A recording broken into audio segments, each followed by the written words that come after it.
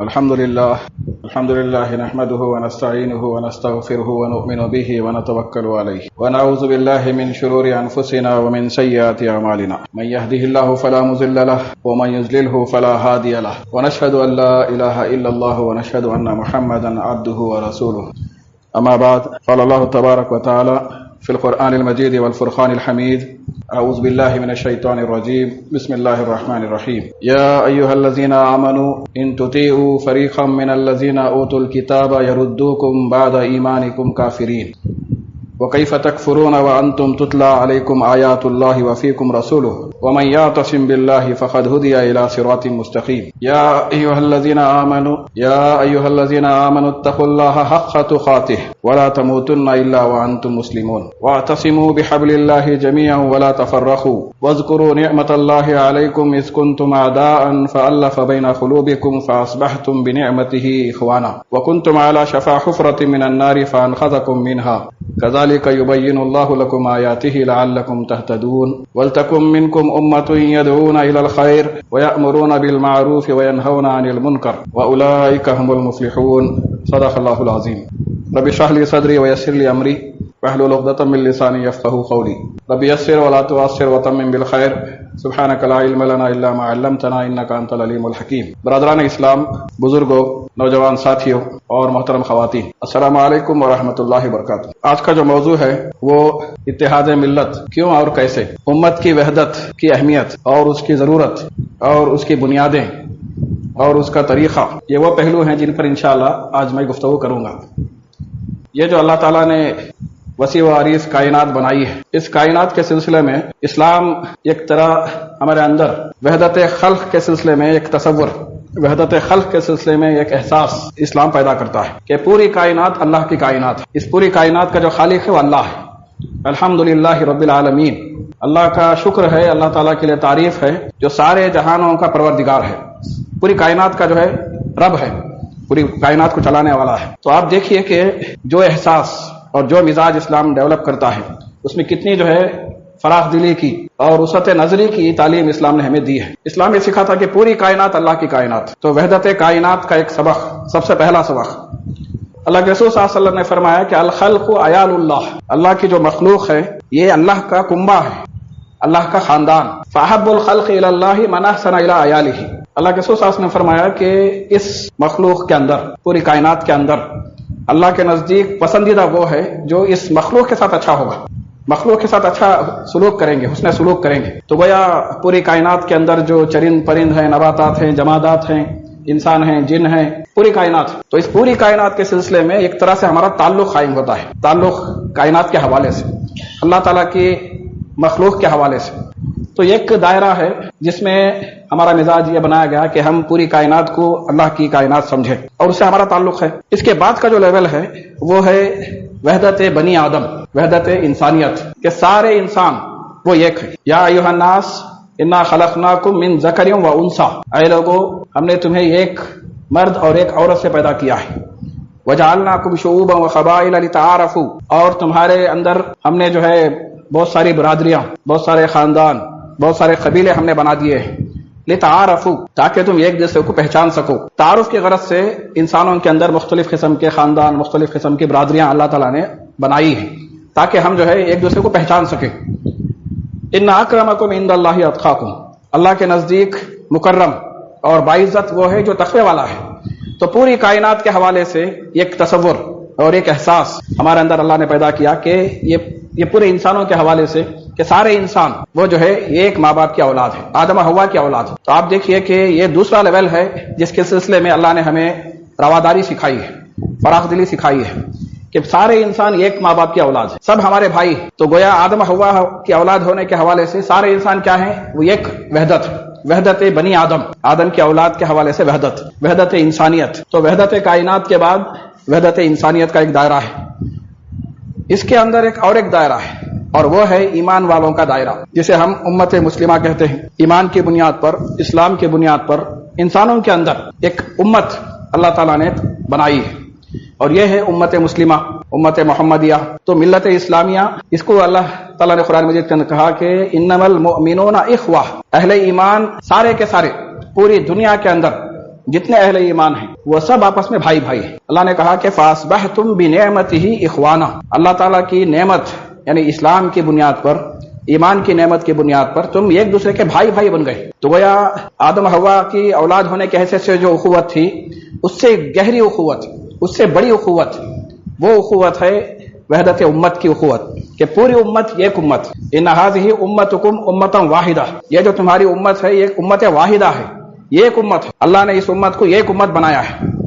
ہمارے لیے جو مشترک خطرے ہیں وہ بڑی نمایاں ہیں۔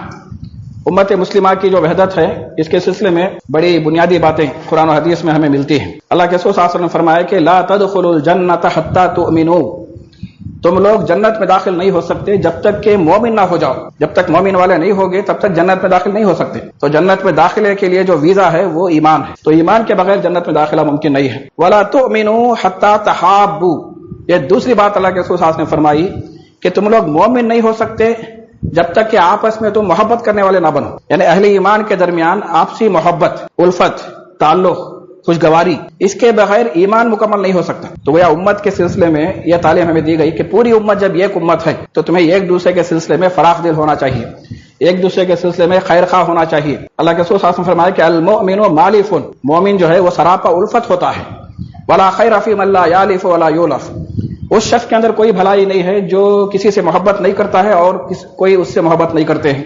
یعنی ہماری جو پہچان ہے وہ ایک دوسرے سے محبت کے ساتھ استوار ہوتی ہے، ہماری پہچان ہی جو ہے محبت کی پہچان، کہ ہم ایک دوسرے کے لیے خیر خواہ ہیں۔ اسی لیے کہا گیا ہے کہ آپ کو جو ہے اس محبت کو بڑھانے کے لیے سلام کہنا چاہیے، سلام کو عام کرنا چاہیے۔ اللہ نے کہا کہ وَإِذَا جَاءَكَ الَّذِينَ يُؤْمِنُونَ بِآيَاتِنَا فَقُلْ سَلَامٌ عَلَيْكُمْ، جب کوئی اہل ایمان تمہارے پاس آ جائے تو تم ان کو سلام کہو۔ تو یہ اہل ایمان مسلمان ہونا جو ہے اس بات کے لیے کافی ہے کہ آپ اس کو سلام کہیں، یہ تو تعلیمات ہیں۔ لیکن آج ہم دیکھتے ہیں کہ امت کی جو کیفیت ہے عالمی سطح پر، ملکی سطح پر، ریاستی سطح پر، مقامی سطح پر، امت کی جو وحدت ہے وہ آئیڈیل محبت کی کیفیت والی نہیں ہے۔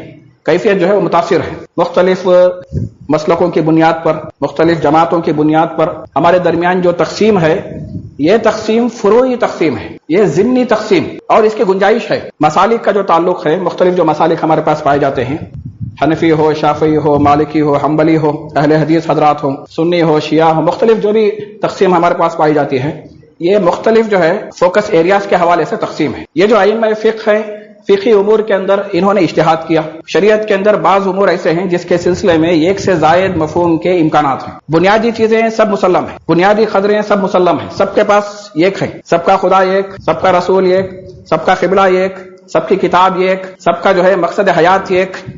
تو گویا جو ہے وحدت کی جو بنیادیں ہیں وہ سب مشترک ہیں، لیکن تفصیلات کے اندر، جزیات کے اندر، اسلام پر عمل کرنے کے حوالے سے جو فقہ کے مختلف پہلو ہیں ان کے اندر جو ہے اختلاف پایا جاتا ہے، اور ان اختلافات کی بنیاد پر جو ہے مختلف مسالک ہیں۔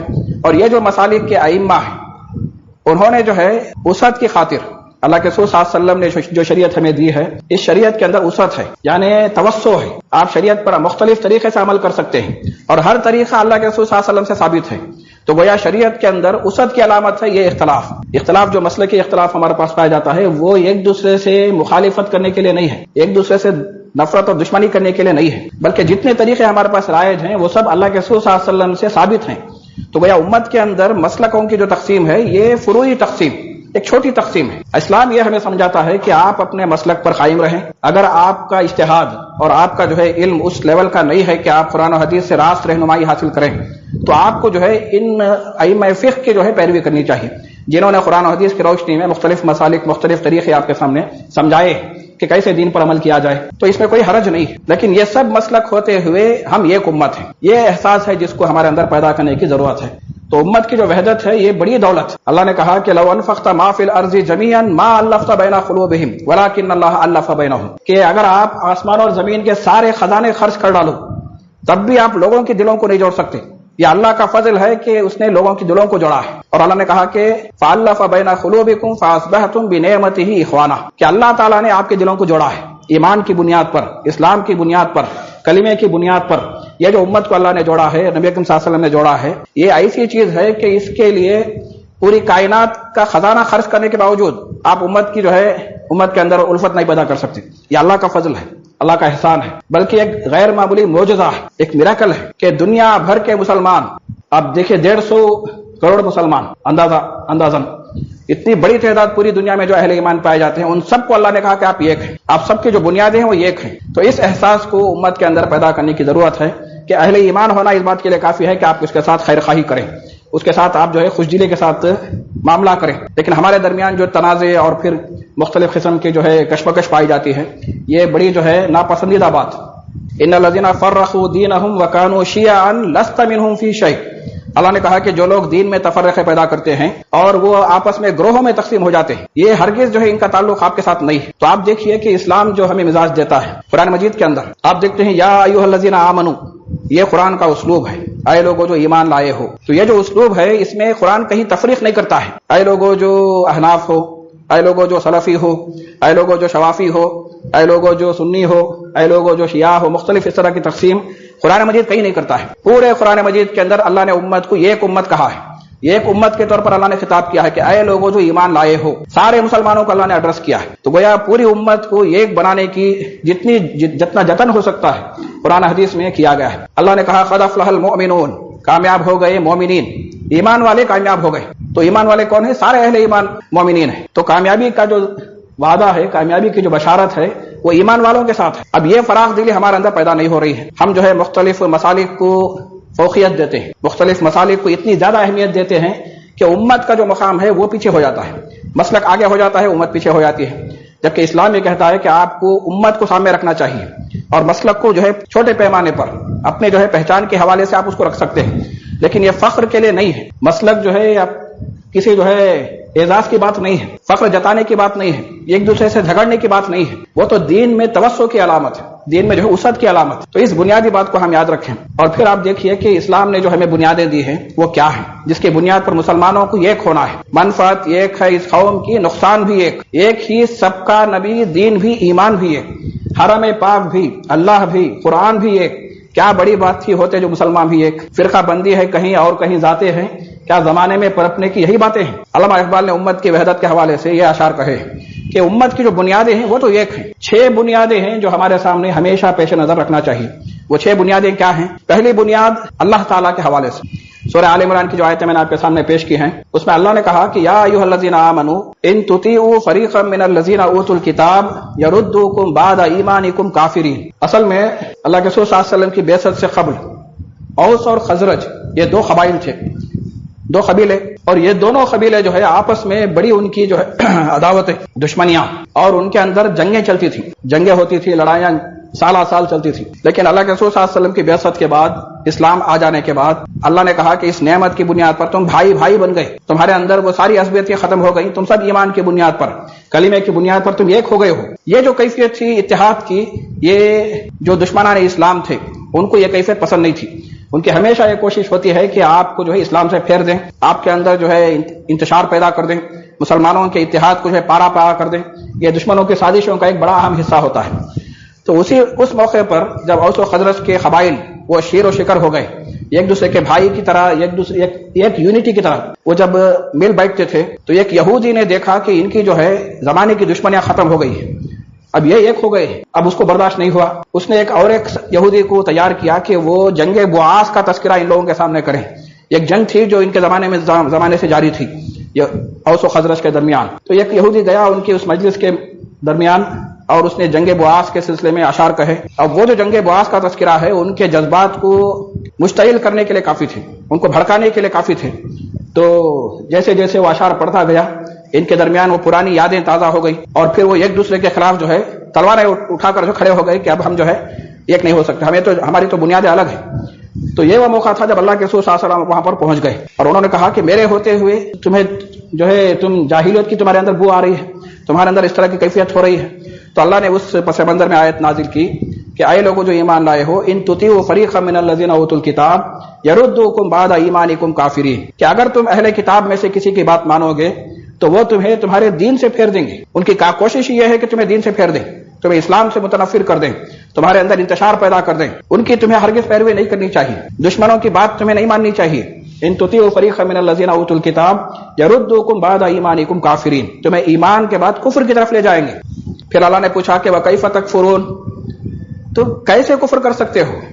तुम जो है ईमान वाले हो गए हो, इस्लाम में तुम्हारा जो है दाखिला हो गया है, تم سب آپس میں بھائی بھائی بن گئے ہو، اس کے باوجود تمہارے اندر یہ کفر کی کیفیت کیسے ہو سکتی ہے؟ کفر کی طرف تم کیسے پھر سکتے ہو؟ اسلام کو کیسے چھوڑ سکتے ہو؟ وَكَيْفَ تَكْفُرُونَ وَأَنْتُمْ تُتْلَىٰ عَلَيْكُمْ آيَاتُ اللَّهِ، جبکہ تمہارے سامنے اللہ کی آیتیں پڑھ کر سنائی جا رہی ہیں، وَفِيكُمْ رَسُولُهُ، اور تمہارے درمیان اللہ کا رسول موجود ہے۔ تو آپ غور کیجئے کہ قرآن نازل ہو رہا ہے، اللہ کے رسول موجود ہیں، اس کی یعنی اللہ کے رسول کی موجودگی میں یہ انتشار کی کیفیت پیدا ہو گئی ہے۔ اللہ نے تعجب کیا، یہ کیسے جو ہے حماقت کی بات ہے، تم لوگ جو ہے دین کو چھوڑ کر انتشار کی طرف جا رہے ہو، کفر کی طرف جا رہے ہو، جبکہ اللہ کا رسول موجود ہے، اس کا قرآن نازل ہو رہا ہے۔ وَمَن يَعْتَصِم بِاللَّهِ فَقَدْ هُدِيَ إِلَىٰ صِرَاطٍ مُسْتَقِيمٍ، اللہ نے کہا کہ تمہارے لیے راستہ کیا ہے؟ جو اللہ سے وابستہ ہو جاتا ہے، اللہ سے مضبوط تعلق قائم کرتا ہے، فَقَدْ هُدِيَ إِلَىٰ صِرَاطٍ مُسْتَقِيمٍ، اس کو سیدھا راستہ دکھا دیا جاتا ہے۔ ہم ہر نماز میں ہر رکعت میں سورہ فاتحہ پڑھتے ہیں اور دعا کرتے ہیں اہدنا الصراط المستقیم، سیدھا راستہ ہمیں دکھا۔ تو یہ صراط مستقیم کیا ہے؟ اللہ نے کہا کہ جو اللہ سے وابستہ ہو جاتا ہے اس کو سیدھا راستہ ملتا ہے۔ گویا اللہ سے تعلق یہ سب سے بڑی بنیاد جس پر اس پوری امت کو جمع ہونا ہے کہ ہم سب کا جو خدا ہے وہ اللہ ہے، ہم سب کا جو پروردگار ہے وہ اللہ ہے۔ تو اللہ سے تعلق، اللہ تعالیٰ کا تقوی، یہ ہماری سب سے پہلی بنیاد۔ اسی لیے اللہ نے کہا کہ یا ایھا الذین آمنوا اتقوا اللہ حق تقاتہ، انہیں آیتوں کے اندر کہ اے لوگوں جو ایمان لائے ہو اللہ کا تقوی اختیار کرو جیسا کہ اس کا حق ہے، یعنی اللہ کا تقوی اگر تمہارے اندر ہو جائے گا تو تم ایک ہوگے۔ اللہ کا تقوی نہیں ہوگا تو مسالک اور مختلف جماعتوں کی عصبیتیں یہ سامنے آئیں گی اور آپ کے اس اتحاد کو جو ہے پارا پارا کریں گے۔ تو آپ کو ہم سب کو جوڑنے والی جو چیز ہے وہ اللہ کی وحدانیت، اللہ سے تعلق، اللہ سے وابستگی۔ تو اللہ سے وابستگی کے نتیجے میں اللہ نے کہا کہ آپ کو سیدھا راستہ ملتا ہے، اللہ کا تقوی اختیار کرو جیسا کہ اس کا حق ہے۔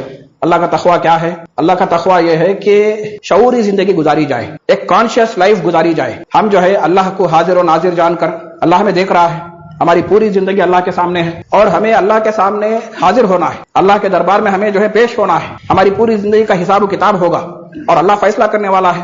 اس احساس کے ساتھ جب ہم زندگی گزارتے ہیں اور نافرمانیوں سے اپنے آپ کو ہم بچاتے ہیں، صراط مستقیم پر ہم قائم ہوتے ہیں، تو یہ تقوی کی زندگی ہے۔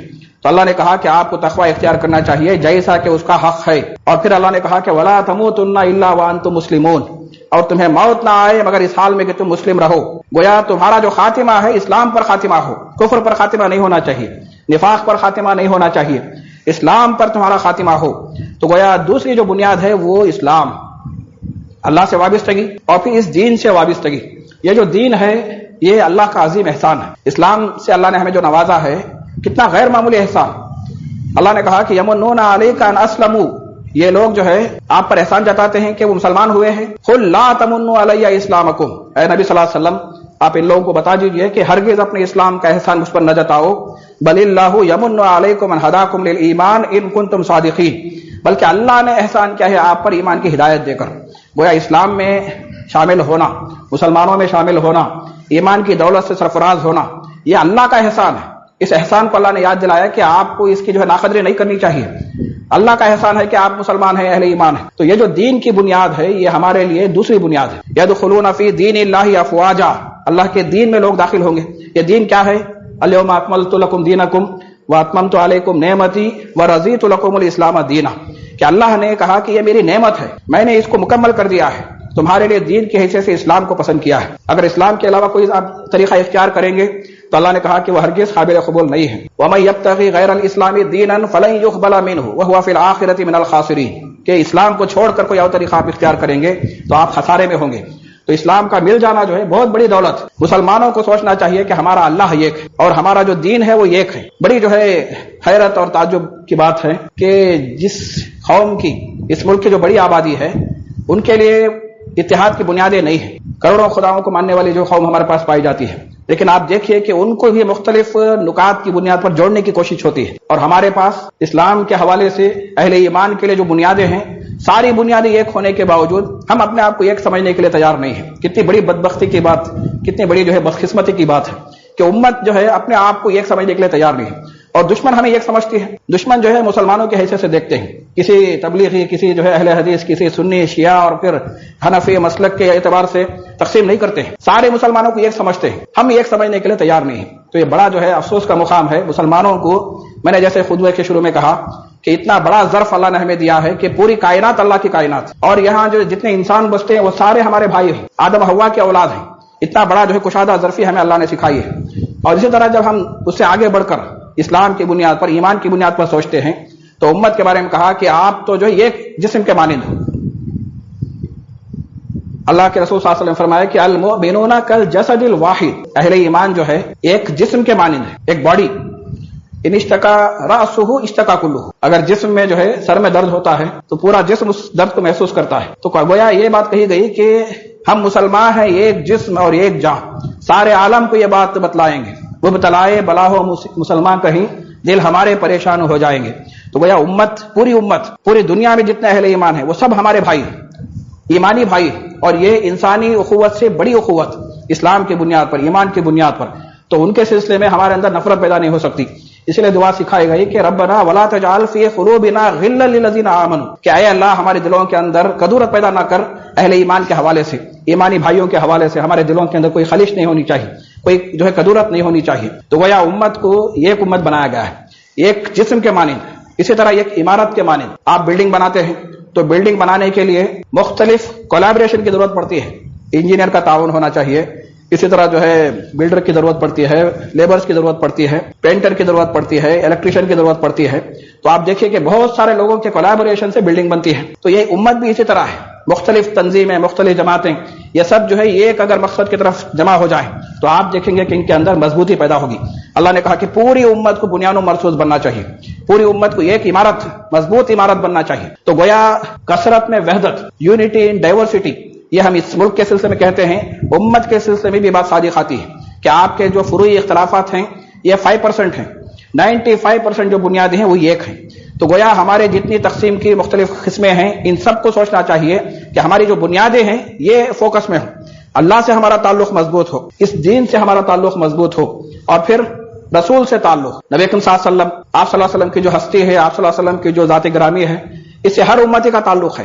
کوئی امتی نہیں کہہ سکتا کہ اس اللہ کے رسول صلی اللہ علیہ وسلم سے ہمارا کوئی تعلق نہیں ہے۔ ہر امتی جو ہے نبی اکرم صلی اللہ علیہ وسلم سے والہانہ محبت کرتا ہے۔ تو یہ جو بنیاد ہے، رسول ہمارے ایک، اللہ کے رسول صلی اللہ علیہ وسلم کی بنیاد پر پوری امت ایک امت۔ تو گویا اللہ کی بنیاد پر، اس کے دین کی بنیاد پر، اور اس کے رسول کی بنیاد پر۔ چوتھی جو بات ہے وہ ہے کعبۃ اللہ، بیت اللہ، قبلہ، نماز بھی امت کو جوڑنے والی ایک جو ہے بڑی عبادت، اور ہر نماز میں ہم جو رخ کرتے ہیں کعبۃ اللہ کی طرف کرتے ہیں۔ تو یہ جو قبلہ ہمارا ایک ہے، یہ قبلہ بھی دنیا بھر کے مسلمانوں کو ایک بنانے کے لیے کافی ہے۔ اسی لیے کہا گیا کہ حرم پاک بھی، اللہ بھی، قرآن بھی ایک۔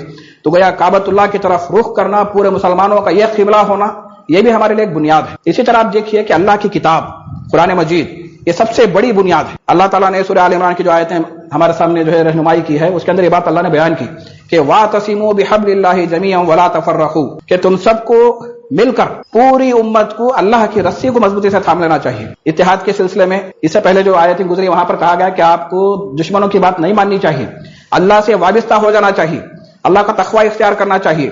اب اللہ سے جو وابستگی ہے، آپ دیکھیے کہ اللہ تعالیٰ جو ہے کوئی ایسی ہستی نہیں ہے جسے آپ محسوس کریں اور اس سے وابستہ ہو جائیں، اللہ سے گلے لگائیں۔ کوئی جو ہے محسوس ہونے والی ہستی اللہ کی نہیں ہے، تو اللہ سے تعلق کیسے قائم ہوگا؟ تو اللہ نے کہا کہ اس کا ذریعہ جو ہے اس کی کتاب ہے، اس کتاب سے آپ تعلق قائم کریں گے تو آپ اللہ سے تعلق قائم کریں گے۔ تو وہاں پر جو بات اللہ سے وابستگی کی اللہ نے کہی، کچھ ہی آیت، 2 ہی آیتوں کے اندر اللہ نے کہا کہ وَاعْتَصِمُوا بِحَبْلِ اللَّهِ جَمِيعًا، تم سب کو مل کر اللہ کی رسی کو پکڑ لینا چاہیے۔ اللہ کی رسی کیا ہے؟ رسی جو ہے یہ تعلق کا ایک استعارہ ہے، کنیکشن۔ آپ کے پاس ایک سرا ہے، ہمارے پاس ایک سرا ہے، تو رسی کے ذریعے ہم کنیکٹڈ ہیں۔ تو کنیکشن کے لیے اللہ نے کہا کہ ایک رسی ہے جس سے آپ کو جو ہے وابستہ ہو جانا چاہیے۔ کیا ہے رسی؟ رسی جو ہے یہ معاہدے کی بھی ایک علامت ہے، ایک معاہدہ ہے، ایک کانٹریکٹ ہے، ایک عہد وفا ہے، عہد جو ہے الست ہے۔ تو گویا تعلق کی بنیاد بھی اور وفا جو ہے یعنی عہد وفا بھی اس کے اندر شامل ہے۔ یہ حبل اللہ کیا ہے؟ اللہ کی رسی کیا ہے؟ تو نبی اکرم صلی اللہ علیہ وسلم نے اس کی وضاحت فرمائی اور مفسرین نے بھی اس کی وضاحت فرمائی کہ یہ جو رسی ہے، اللہ کی رسی، کتاب اللہ ہوا حبل اللہ، کہ اللہ کی جو کتاب ہے یہی اللہ کی رسی ہے، ممدود من السماء الی الارض، جو آسمان سے لے کر زمین تک اس کو جو ہے چھوڑ دیا گیا ہے۔ ایک سرا اللہ کے پاس ہے تو دوسرا سرا انسانوں کے لیے چھوڑ دیا گیا ہے، بندوں کے لیے چھوڑ دیا گیا ہے۔ تو جو بھی اللہ سے وابستہ ہونا چاہتے ہیں وہ اس رسی کے ذریعے وابستہ ہو سکتے ہیں، اس کتاب کے ذریعے وابستہ ہو سکتے ہیں۔ اسی لیے کہا گیا یا یحییٰ خذ الکتاب بقوہ، اے یحییٰ اس کتاب کو مضبوطی سے تھام لو۔ اللہ نے کہا کہ والذین یمسکون بالکتاب واقاموا الصلاۃ انا لا نضیع اجر المصلحین، کہ جو لوگ اللہ کی کتاب سے مضبوط تعلق قائم کرتے ہیں، اس کو مضبوطی سے پکڑ لیتے ہیں، تمسک کرتے ہیں، یعنی بڑی مضبوطی کے ساتھ، گرپ کے ساتھ آپ جو ہے اللہ کی کتاب کو آپ تھامتے ہیں، اور پھر اس کے بعد نماز قائم کرتے ہیں. تو گویا اتحاد کی تعلیم پہلے دی گئی، اس کے بعد کہا گیا کہ آپ کو نماز قائم کرنا ہے. اللہ تعالیٰ ایسے اصلاح کرنے والوں کے اجر کو ضائع نہیں کرتا ہے. تو گویا کتاب اللہ کی جو کتاب ہے یہ امت کو جوڑنے والی کتاب، اس کتاب کو ہم نے پسے پوش ڈال دیا، جس کا نتیجہ ہم دیکھتے ہیں کہ آج امت جو ہے کئی ٹکڑوں میں اور فرقوں میں محسوس ہوتی ہے، کئی جو ہے تقسیم اس کے اندر محسوس ہوتی ہے. وجہ کیا ہے؟ ہم نے قرآن مجید کو پسے پوش ڈال دیا ہے. قرآن سے تعلق ہمارا وہ مثالی تعلق نہیں ہے جو اللہ چاہتا ہے. یہ جو کتاب ہے یہ صرف جو ہے کچھ واضح و نصیحت کی کتاب نہیں ہے، بلکہ یہ کتاب تو انقلاب کی کتاب ہے. اللہ نے کہا کہ آپ کو اس کتاب کے ذریعے انقلاب برپا کرنا ہے. وجاہدہم بہ جہادا کبیرا، اس قرآن کے ذریعے آپ بڑا جہاد دنیا میں کریں، یعنی اس قرآن کے پیغام کو لے کر آپ دنیا میں کھڑے ہو جائیں. تو قرآن مجید کو تھامنا یہ اللہ کی رسی ہے، اسی کے ذریعے آپ اللہ سے تعلق قائم کر سکتے ہیں. یہ بڑی جو ہے حیرت کی بات، تعجب کی بات ہے کہ آپ یہ کہیں کہ ہمیں اللہ سے محبت ہے لیکن اس کی کتاب سے کوئی محبت نہیں ہے. یہ ناممکن ہے کہ آپ کو اللہ سے محبت ہو اور کتاب سے محبت نہ ہو. اللہ سے محبت ہوگی تو آپ اللہ کی کتاب سے بھی وابستہ ہوں گے. اللہ سے محبت ہوگی تو آپ کو اس کا قبلہ بھی عزیز ہوگا، آپ کو مسجدیں عزیز ہوں گی، آپ کو جو ہے نبی کریم صلی اللہ علیہ وسلم کی ذات گرامی عزیز ہوگی، پوری انسانیت آپ کے لیے عزیز ہوگی، امت مسلمہ آپ کے لیے عزیز ہو جائے گی اگر اللہ سے تعلق ہمارا صحیح ہو. اللہ سے محبت، اللہ نے کہا کہ والذین آمنوا اشد حبا للہ، جو اہل ایمان ہے وہ آپ اللہ سے شدید محبت کرتے ہیں. ہماری پہچان اللہ نے بیان کی. اللہ نے اپنے محبت اور احسانات کا بڑا جو ہے مظاہرہ کیا ہے، اس کے فضل کے بغیر ہم جی نہیں سکتے. اس نے ہم پر مسلسل عنایات کی. محبت کا نتیجہ ہے اللہ یہ چاہتا ہے کہ ہم اس سے ریٹرن میں محبت کریں، اللہ سے تعلق ہمارا قائم ہو، مضبوط ہو. اور اس کی پہچان کیا ہے؟ نماز ہم پڑھتے ہیں اقیم الصلاۃ لذکری، نماز پڑھتے ہیں اللہ کو یاد کرنے کے لیے. آپ اللہ سے جو ہے بے تعلق ہو کر نماز پڑھیں کوئی فائدہ نہیں ہوگا. آپ اللہ سے محبت کے دعوے کریں لیکن کتاب اللہ سے کوئی تعلق نہیں، قرآن مجید سے کوئی کنیکشن نہیں ہے، قرآن مجید پڑھنے کی توفیق نہیں ہوتی، قرآن مجید سمجھنے کی توفیق نہیں ہوتی ہے، قرآن پر عمل کرنے کی توفیق نہیں ہوتی ہے. بڑی بدبختی کی بات ہے، محرومی کی بات ہے کہ اور یہ دوغلا پن ہے کہ آپ کہیں کہ اللہ سے محبت ہے اور قرآن مجید سے کوئی کنیکشن نہیں ہے. یہ ناممکن ہے. آپ کو اللہ سے محبت ہوگی تو آپ اللہ کی کتاب سے مسلسل وابستہ رہیں گے، زندگی بھر وابستہ رہیں گے. صبح و شام اس کی تلاوت کریں گے، اس کے پیغام کو سمجھنے کی کوشش کریں گے، اللہ کے پیغام کی روشنی میں زندگی گزاریں گے. یہ اللہ چاہتا ہے کہ پوری امت اس قرآن کی روشنی میں متحد ہو جائے، قرآن کی بنیاد پر ہم جو ہے وابستہ ہو جائیں. اور پھر آپ دیکھیے کہ ایک بڑی بنیاد اللہ تعالیٰ نے آیتوں کے اندر کہا کہ اللہ کی رسی کو مضبوطی سے تھام لو اور تفرق میں مبتلا نہ ہو جاؤ. متفرق ہونے کی ضرورت نہیں، الگ الگ پہچان بنا کر جو ہے اس کو بڑا بنانے کی ضرورت نہیں ہے. اور پھر کہا کہ وَاذْكُرُوا نِعْمَتَ اللَّهِ عَلَيْكُمْ إِذْ كُنتُمْ أَعْدَاءً فَأَلَّفَ بَيْنَ قُلُوبِكُمْ فَأَصْبَحْتُمْ بِنِعْمَتِهِ إِخْوَانًا. یاد کرو اللہ کے اس نعمت کو، تم ایک دوسرے کے دشمن تھے، اللہ نے تمہیں اسلام کی بنیاد پر بھائی بھائی بنا دیا ہے. اس نعمت کو یاد کرو. وَكُنْتُمْ عَلَى شَفَا حُفْرَةٍ مِنَ النَّارِ، اور تم آگ سے بھرے ہوئے گڑھے کے کنارے کھڑے تھے، اللہ نے تمہیں بچا لیا ہے، صحیح راستہ دکھا دیا ہے، جنت کا راستہ. تمہارے اوپر اللہ کا اتنا احسان ہوا ہے. کذالک یبین اللہ لکم آیاتہ لعلکم تہتدون، کہ اللہ تعالیٰ اس طرح آیتیں اپنی واضح کرتا ہے، نشانیاں، تاکہ تم جو ہے صحیح راستے پر آ جاؤ. اس کے بعد اللہ تعالیٰ نے ایک بڑا مقصد امت کے سامنے پیش کیا ہے. یہ مقصد اگر امت کے سامنے واضح ہو جائے تو آپ دیکھیں گے کہ ہمارے اندر جو فروعی اختلافات ہیں، فروعی ہماری جو پہچان ہے وہ جو ہے کمزور ہو جائے گی اور وہ فوقیت نہیں پائے گی. آج دیکھیے کہ مساجد، کعبۃ اللہ کی بات جہاں پر میں نے کہی، وہاں پر یہ بات یاد رکھنے کی ضرورت ہے کہ جو مسجدیں ہیں یہ اسی کعبۃ اللہ کی جو علامتیں ہیں، اسی کے جو ہے ریپلیکیشنز ہیں. ہر جگہ اللہ کا گھر، مسجد اللہ کا گھر ہے. مسجد اللہ کی عبادت کے لیے ہوتی ہے، مسجد نماز کے لیے ہوتی ہے، مسجد امت کو جوڑنے والی ہوتی ہے. لیکن آپ دیکھیے بدقسمتی ہماری کہ ہم نے مساجد کو بھی لیبل لگا دیا ہے کہ یہ مسجد جو ہے فلاں مسلک سے متعلق ہے اور غیر متعلق احباب کے لیے کوئی جو ہے اس کے اندر گنجائش نہیں ہے. ایک طرح سے تعصب، ایک طرح سے دشمنی کی کیفیت، ایک طرح سے تناؤ کی کیفیت آج امت میں مساجد کے حوالے سے پائی جاتی ہے. حالانکہ یہ مسجدیں جو ہے متحد کرنے کے لیے ہیں، مسجدوں کی بنیاد پر سارے مسلمان ایک ہیں. تو گویا ہم نے بنیادوں کو چھوڑا، بنیادوں کو ہم نے فراموش کیا، تو فروعی اختلافات جو ہے وہ حاوی ہو گئے اور امت کے اندر انتشار کی کیفیت پیدا ہو گئی. یہ جو انتشار کی کیفیت ہم دیکھتے ہیں، ایک ضروری بات آپ سن لیں کہ امت اگر آپس میں جو ہے متحد نہیں ہے اور وہ لڑ رہی جھگڑ رہی ہے تو یہ گویا جو ہے ہمارے کرتوتوں کی ایک سزا ہے. اللہ تعالیٰ جو ہے مختلف قسم سے عذاب نازل کرتا ہے. قرآن مجید میں اللہ نے کہا کہ قل هو القادر علی ان یبعث علیکم عذابا من فوقکم، اللہ اس بات پر قادر ہے کہ آپ پر عذاب لائے اوپر سے، آسمان سے، بارش کے ذریعے، طوفان کے ذریعے، مختلف طریقوں سے اللہ تعالیٰ آپ پر عذاب لا سکتا ہے، جیسے اس سے پہلے قوموں پر عذاب اللہ نے بھیجا ہے. قل هو القادر علی ان یبعث علیکم عذابا من فوقکم او من تحت ارجلکم، یا تمہیں زمین سے کوئی جو ہے آفت نکال دے، زمین سے زلزلہ پیدا ہو سکتا ہے، سونامی پیدا ہو سکتی ہے اور انسان تباہ ہو سکتے ہیں، تو اللہ تعالیٰ اس بات پر قادر ہے کہ آپ پر عذاب لائے اوپر سے یا نیچے سے. اور تیسرا آپشن اللہ نے وہاں پر بیان کیا. اس کے علاوہ ایک اور ایک طریقہ ہے جس سے عذاب آ سکتا ہے. او یلبسکم شیعا، یا تمہیں آپس میں لڑا دے. فیذیق بعضکم باس بعض، اور ایک دوسرے کو وہ جو ہے پریشان کرے، ایک دوسرے کو تکلیف دیں. تو آپ دیکھیے کہ عذاب کے ذکر کی جگہ اللہ نے کہا کہ اگر امت آپس میں منتشر رہے گی تو یہ بھی عذاب کی ایک شکل ہے کہ آپ نے اپنے جو ہے وہ کام نہیں کیے ہیں، اللہ کی آپ نے جو ہے نعمتوں کی ناقدری کی، اس کے نتیجے میں ایک کیفیت ہے. تو بڑا جو ہے ایک چیلنجنگ سچویشن، امت کو جو ہے سوچنے پر مجبور کرنے والی بات کہ ہم اگر متحد نہیں ہیں تو یہ اللہ کا عذاب ہے، ایک جو ہے اللہ کی طرف سے سزا ہے. بچنے کا راستہ کیا ہے؟ اللہ کی کتاب سے وابستگی، اس کتاب کے مشن کے لیے تیار ہو جانا.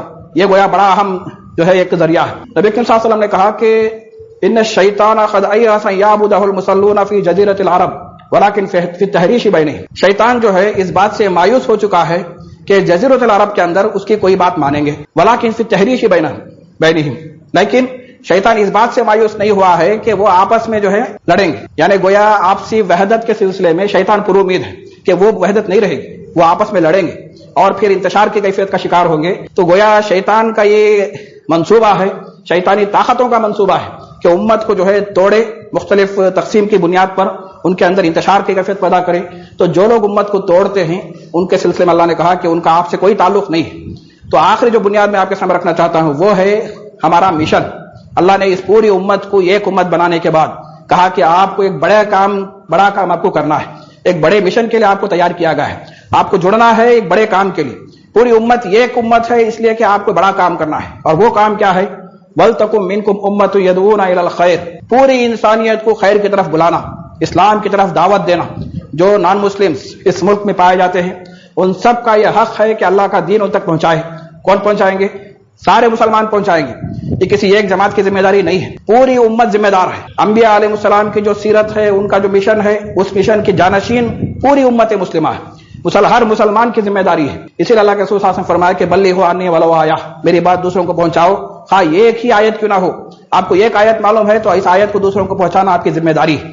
تو گویا ہر مسلمان کی ذمہ داری ہے کہ اللہ کا دین لوگوں تک پہنچائے، لوگوں کو خیر کی طرف دعوت دے، اسلام کی طرف دعوت دینا، انسانوں کو اللہ کا تعارف کرانا، رسول کا تعارف کرانا، قرآن کا تعارف کرانا، اور اسلام کی تعلیمات کا تعارف کرا کر ان کو دین کی طرف بلانا، اور پھر ان کو جو ہے اس نظام حیات کے لیے آمادہ کرنا ایک بڑا کام ہے. اللہ نے کہا کہ یدعون الی الخیر ویأمرون بالمعروف وینہون عن المنکر، اور کام کیا ہے؟ اچھائیوں کا حکم دینا، برائیوں سے لوگوں کو روکنا. یعنی گویا آپ کی جو پوزیشن ہے، اللہ نے کہا کنتم خیر امت، بہترین امت، سارے انسانوں کے اندر بہترین گروہ امت مسلمہ. اور کام کیا ہے؟ تأمرون بالمعروف وتنہون عن المنکر، اچھائیوں کا حکم دینا، برائیوں سے لوگوں کو روکنا. گویا معاشرے کے اندر اسلامی اقدار کو جاری و ساری کرنا، اسلامی نظام کو قائم کرنا، معاشرے سے برائیوں کا خاتمہ ہو، اچھائیوں کا فروغ ہو، اسلامی نظام قائم ہو جائے. تو یہ بڑا مشن ہے جو امت کی دیا گیا ہے. آپ غور کیجئے کہ اگر امت کا ہر فرد، ہر مسلک کا، ہر جماعت کا فرد یہ سمجھے کہ ہماری ذمہ داری یہ ہے، تو آپ دیکھیں گے کہ ہمارے اندر اشتراک پیدا ہوگا، ایک کوارڈینیشن پیدا ہوگا.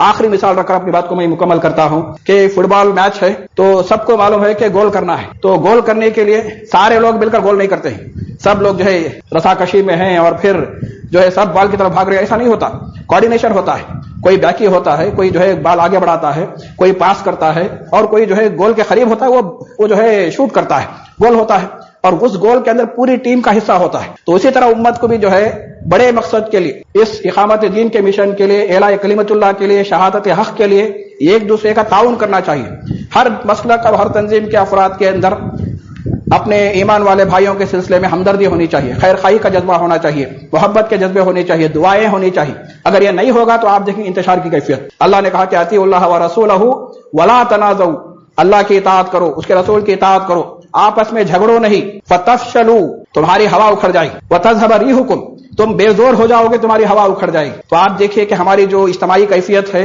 اس میں جو بے وقتی محسوس ہوتی ہے اور کوئی زور اور روب اور دبدبہ محسوس نہیں ہوتا ہے، اس کی وجہ کیا ہے؟ آپسی انتشار. تو گویا امت کی وحدت ہی میں برکت ہے. یہ ساغر و شیش و لال و گوہر سالم ہے تو قیمت پاتے ہیں. یوں ٹکڑے ٹکڑے ہوں تو فقط چبھتے ہیں لہو رلواتے ہیں. یہ جو جھومر ہے اگر یہ ٹکڑے ہو جائے تو اس کی کوئی اہمیت نہیں ہے. یہ سب جمع ہوگی تو آپ دیکھیں گے روشنی ہوگی, خوبصورتی ہوگی. یہی امت کی جو ہے وحدت کا پیغام ہے. اللہ تعالیٰ ہمیں ان باتوں کا فہم نصیب فرمائے اور ہم سب کو اللہ تعالیٰ اس کام کے لیے آمادہ کرے جو اللہ نے ہمیں سمجھایا ہے. بارک اللہ لنا ولکم فی القرآن العظیم ونفعنا وإياکم بالآیات والذکر الحکیم. انہ تعالیٰ جواد کریم ملک قدیر بر رؤوف الرحیم رب حلیم.